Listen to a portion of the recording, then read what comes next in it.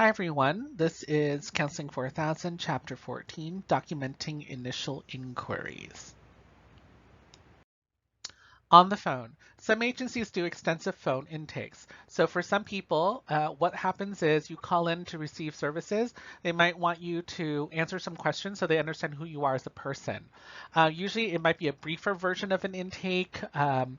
Usually an intake takes about an hour to 2 hours, so I highly doubt that they would do it on the phone, but some places they do that.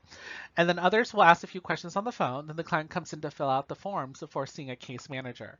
So what happens there is if you come in and then you actually take the intake and complete like an hour-long intake, let's say, or an hour and a half, 2 hour-long intake, then the person who's doing the intake will know who you are as a person, kind of, and then also know who to assign you to when it comes to a case manager and stuff like that. Because maybe if you were dealing with domestic violence, there's one case manager who really knows a lot about domestic violence, or that's their passion.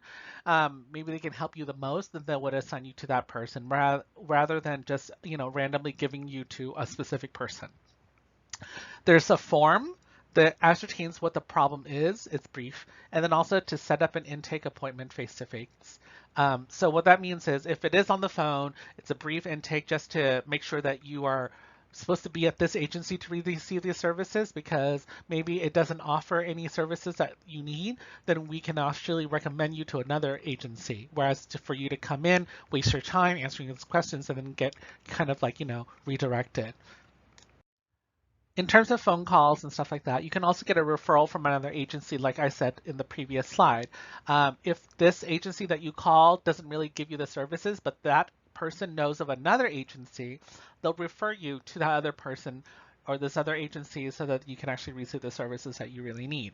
Client must call in for it to be valid, cannot do an intake based on another person's answers, which means, let's say that you are the one who's looking for services. Your brother, your partner cannot be the one who fills out the form or calls and talks to you, because you're an adult. You have the right to basically decide to get help or not if you don't want to.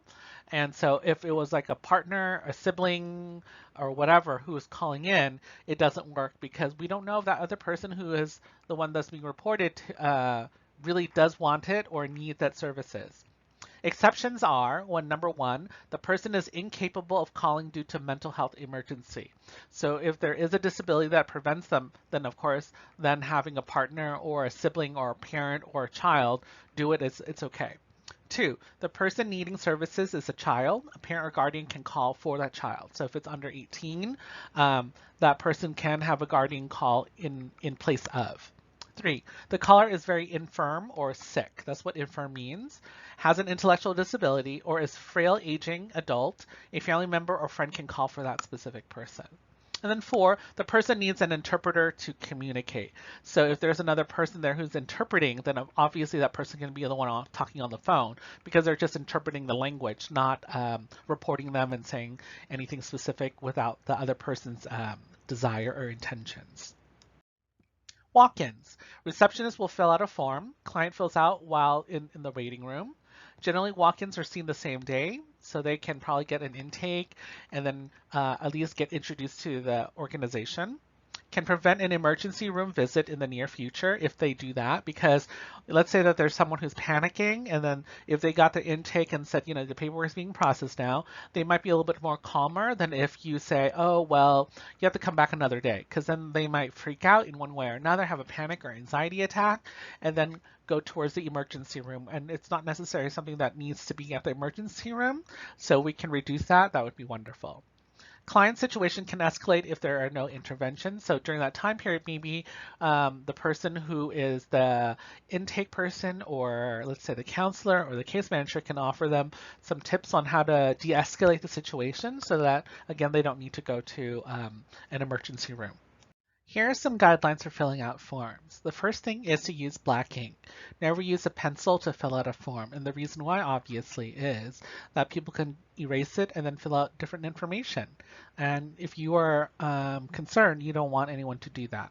Do not use correction liquid on forms. It is not permissible. So instead, you're going to just cross out the information. And you don't have to blank it out so it's like a complete black box. You can just cross it out and then write in your correct information. Then it's totally fine. Be sure to sign and date any form you complete or note you write. And N/A means non-applicable. It's generally used where there is no answer or the question does not apply to the client. So let's say that you never went to school, right? And on the form it says name of high school. You can say NA, and that stands for not applicable because it means that you did not go to high school.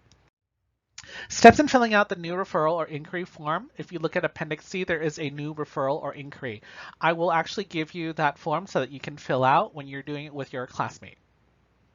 So in terms of the first point of contact, this call, you're going to have not that much space to fill out these forms. So remember that.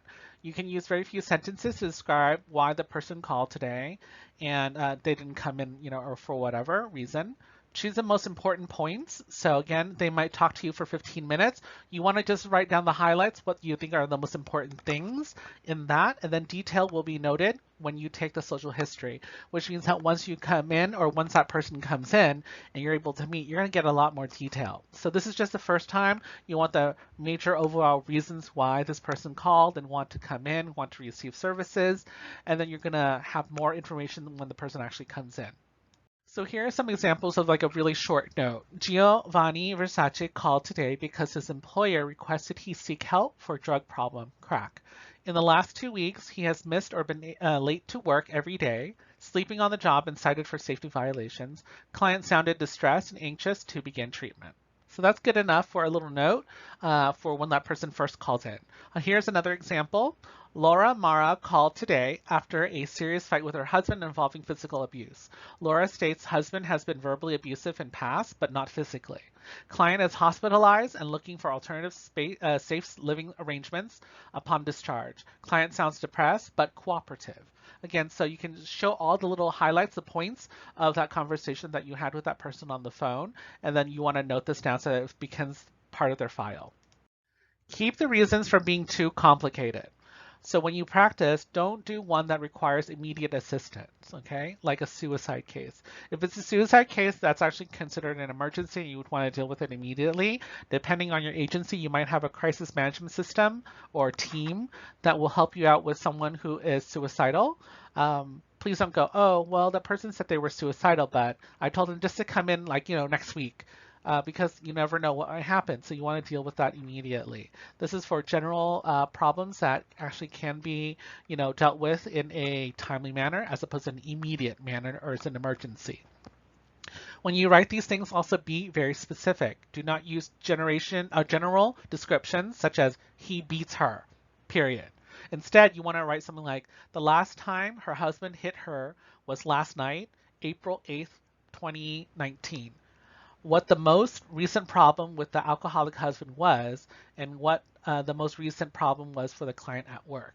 Okay, so examples of that. Keep the reason for the call brief. Do not include a lot of background information. Again, leave that for the social history or the full length intake that happens later on when they come in. Here's an example again. Monique Strawham called today because she was severely beaten by her husband on Tuesday during an argument over dinner. Client was hospitalized and is seeking alternative shelter. There is a history of domestic violence, which the client feels has worsened in the last 9 months. So you can see there's some numbers in there so that we can know exactly what's going on, being very specific, right? Here's another example. Gus William called today because his employer warned him that without evidence of treatment for problems with alcohol, employment may be terminated or suspended. He admits drinking while on the job today. There is a pattern of binge drinking followed by missed work and problems with coworkers. As you can see, this person has listened to this person named Gus call in, and now they're summarizing what all the highlights or the important parts of the phone call was. Previous treatment. So this would be an incorrect way of stating it. Victoria saw Dr. Peterson at the Walham Clinic, 421 Mune Street. She started to see him in June of 2013 after her first son was born and continued to see him for 6 months. He was treating her for postpartum depression. Instead, here's a shorter way and more succinct way of saying it. Seen in June of 2013 for 6 months by Dr. Peterson, Waltham Clinic, for postpartum depression. You see how it's the same thing? all the important information is there, the Waltham name of the clinic. You don't need the address of the clinic or anything like that, as because you can also Google that stuff, right? And you're also not letting that person have to do all the math in from what the person was saying. Instead, you say seen in June of 2013 for 6 months. Then we know June to December. Okay. Disposition. Name of the person whom you refer the new client for intake and the date of the intake appointment.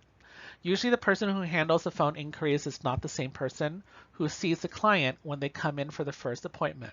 So usually the person who answers the phone is not necessarily the secretary or the administrative person in the front. There's actually a specific person who answers these calls because they can recognize when there's an emergency or whatever. And then they take down the information and they're going to fill it out. And then from there, they'll give it to or assign to a specific person in the organization. It could be a social worker, a case manager, or a therapist because they go, oh, that specific one deals a lot with domestic violence, or a person who deals a lot with LGBT issues or with homelessness or with unemployment and stuff like that. So that person is kind of like the in-between person.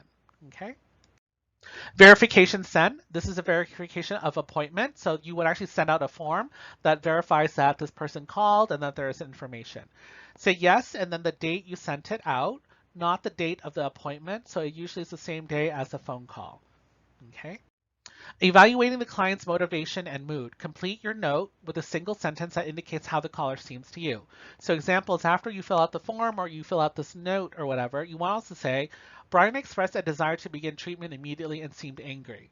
Or, Catherine seemed depressed by the circumstances but motivated to follow through with services.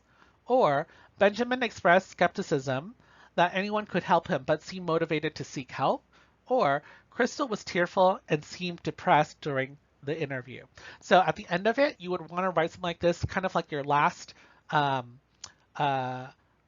impression of this person that you want to leave so that the other person who's going to read it and follow up with that person knows exactly how you as a professional evaluated this person's disposition, this person's mood and stuff like that when they called.